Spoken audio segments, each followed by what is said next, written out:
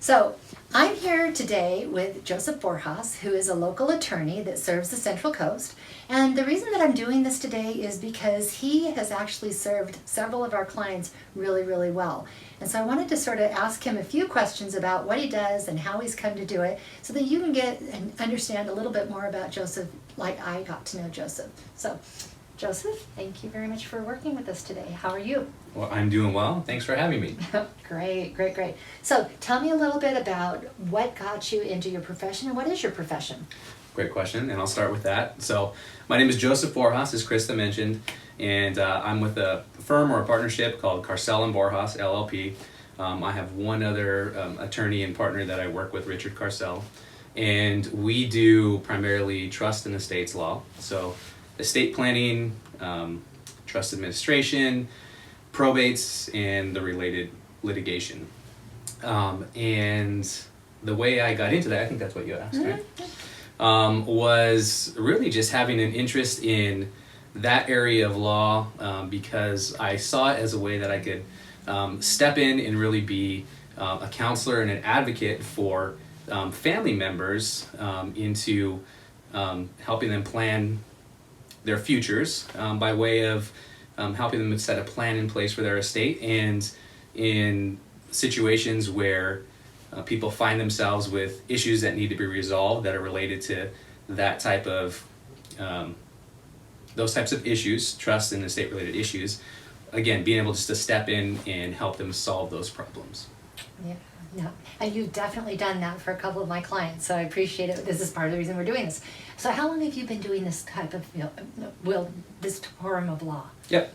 So I've been practicing in the area of trust and estates law for about 5 years. And I'll just speak for my partner as well, Richard. He's been practicing in this area for about 50 years or so. And so if you put us together, that average gives us a lot of years of experience. Well, the thing that's true is that even though he's had 50 and you've had 5, you definitely are very on top of that 5. It's been a very proactive. So people coming to you, what would you say would be maybe 2 or 3 tips or 2 or 3 things that they could do to prepare to make your meeting, the initial meeting, the most productive for them?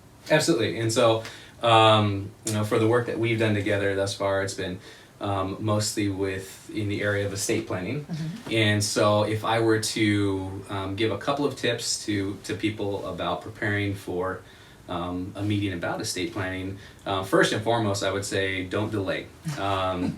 Just set the meeting. I can't tell you how often it is that I sit down with a client or a potential client, and they talk about how long they've been meaning to do this. And so I know there are a lot of people out there who have a little bit of knowledge about estate planning, have some ideas. Maybe some family members have said, "Oh, you should do something. You should get a trust. You should have a will."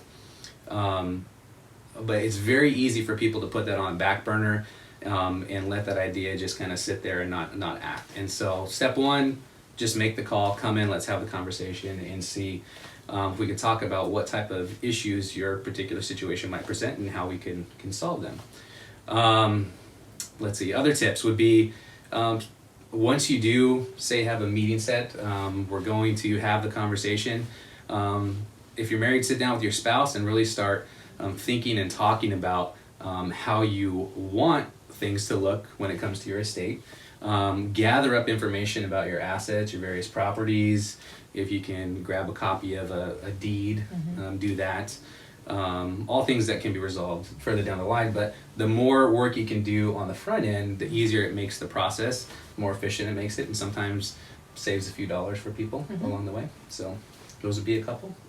Great. Yeah, I know you asked me to get deeds for a couple of the people in advance because that's something I can do at no cost. And so that helps. If I can do it for them at no cost, then it helps them save on the other end of it, right? Yeah. Well, you reminded me now. Tip number 3, connect yourself with great professionals like, realtor, financial advisor, CPA, and bring those connections to your estate planning attorney.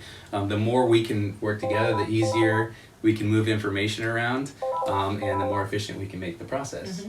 He's very busy. We were very lucky that we get this time with him. So I just want to close with one other thing because this is a perfect segue. How do people reach you? Exactly. Yeah, we didn't plan that. But we'll work with yes, it. we did. No, just kidding. So, and that would be the best way is just to give the office a call. And that number is? That number is area code 805-544-8510. Speak to the receptionist. Let them know what it is that you're interested in, what you're looking to do. They'll inevitably have some questions, just general questions about your situation and get some basic information, but they'll be able to find a spot on my calendar to set a time. So come in, sit down, meet with me so we can have an initial conversation, talk about, again, the issues that would be present in someone's particular situation, because no two situations are the same.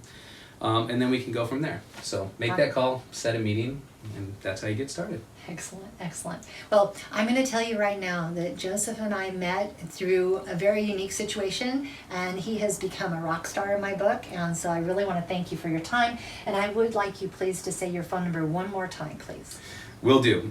So the number is area code 805-544-8510, and I will say the same about Krista. She's just been a great resource over the last couple of years, and it's been a joy working with her and her clients who have all been wonderful as well. So we'll hope to see you soon. Yeah. And as always, I'm Call Krista, and you can reach me at callkrista@gmail.com. If you didn't get that, don't hesitate. Just send me an email, put in the subject line, how do I get a hold of Joseph? As always, have an amazingly blessed day. Bye.